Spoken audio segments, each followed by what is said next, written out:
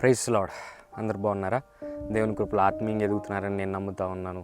ఈ daily prophetic వర్డ్కి ఈరోజు మిమ్మల్ని ఆహ్వానిస్తూ ఉన్నాను.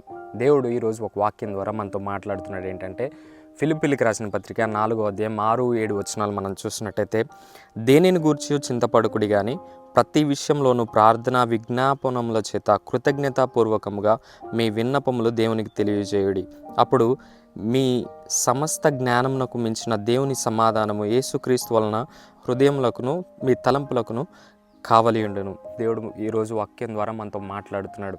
ఈరోజు మన జీవితాల్లో ఏ సమస్య ఉన్నా, ఏ సమస్యకైనా సొల్యూషన్ ఒకటే, ఏంటంటే ప్రార్థన మాత్రమే మనకు విజయాలను ఇస్తుంది. ప్రార్థన మాత్రమే మనల్ని శోధనలో నుంచి తప్పిస్తుంది. ప్రార్థన మాత్రమే మనల్ని శ్రమలో నుంచి తప్పిస్తుంది. ప్రార్థన మాత్రమే మనల్ని ఉన్నత స్థాయికి తీసుకువెళ్తుంది. ఈరోజు నేను ఒక ఎగ్జాంపుల్ చెప్తాను.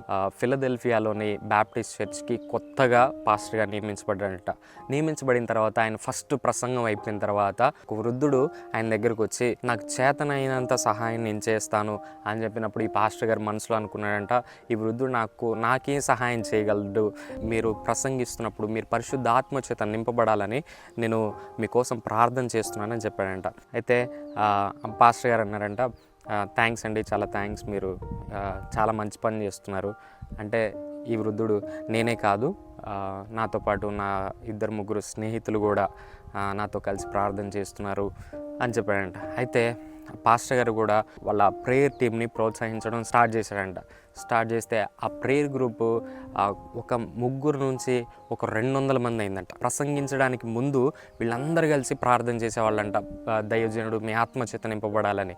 అయితే ఈ 200 మంది ఈ ప్రార్థనా గ్రూపు ఎంత పెద్దగా అవుతుందో అలానే వీళ్ళు ఎంతగా ప్రార్థన చేస్తున్నారో ఆ సంఘం బలమైన సంఘంగా మార్చబడిందంట.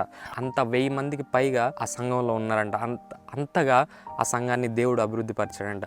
దానికి కేవలం ఒకటే రీజన్ ఏంటంటే ప్రార్థన. ఈరోజు నీ జీవితంలో ఏ సమస్యలు గుండా నువ్వు వెళ్తున్నావో నాకు తెలియదు, ఏ ప్రాబ్లమ్స్ గుండా నువ్వు వెళ్తున్నావో నాకు తెలియదు, ఏ శోధనల గుండా, ఏ అప్పుల గుండా, ఏ నిందల గుండా, ఏ సమస్య అయినా సరే ఈరోజు నీ జీవితాన్ని మార్చగలిగింది ప్రార్థన మాత్రమే. కాబట్టి దేవుడు మనకిచ్చిన గొప్ప ఆయుధం ఏంటంటే ప్రార్థన. ఈరోజు నుంచి నీ సమస్యల గురించి బాధపడకు, భయపడకు. అది ఎలాంటి సమస్య అయినా, ఎలాంటి పెద్ద సమస్య అయినా సరే దేవుడు నీ జీవితంలో కార్యం చేయబోతున్నాడు. నీ కోసం చిన్న ప్రార్థన చేస్తాను. మహాపరిశుద్ధ యేసయ్య, జీవము కలిగిన తండ్రి, జీవాధిపతి, మీకు వందనాలు, స్తుతులు, స్తోత్రాలు. మీరు మాకు ఇచ్చిన గొప్ప ఆయుధం ప్రార్థన. ప్రభువా, నీకు వందనాలు, స్తోత్రాలు. ప్రార్థన ద్వారా అయ్యా ఏదైనా జయించగలుగుతాం, సాధించగలుగుతాం అని మీ వాక్యం సెలవిస్తూ ఉంది. కృతజ్ఞతాపూర్వకంగా మా విన్నపములన్నీ అయ్యా మీకు తెలియజేయమని మీ వాక్యం సెలవిస్తూ ఉంది. ప్రభువా, నీకు వందనాలు, స్తోత్రాలు. అయ్యా మా విజ్ఞాపనలన్నీ మీ పాదాలు చెంతబెడుతూ మీ కృపా సహాయాన్ని దయచమని యేసు నామములో అడిగి వేడుకొని ప్రార్థన చేయించున్నాను తండ్రి, ఆమెన్. ఈ వీడియో ద్వారా మీరు దీవించబడ్డట్టయితే ఈ వీడియోని మీరు అనేక మందితో షేర్ చేయండి. అలాగే మన సోషల్ మీడియా అకౌంట్స్ కూడా మీరు ఫాలో అవ్వండి. Thank you. God bless you.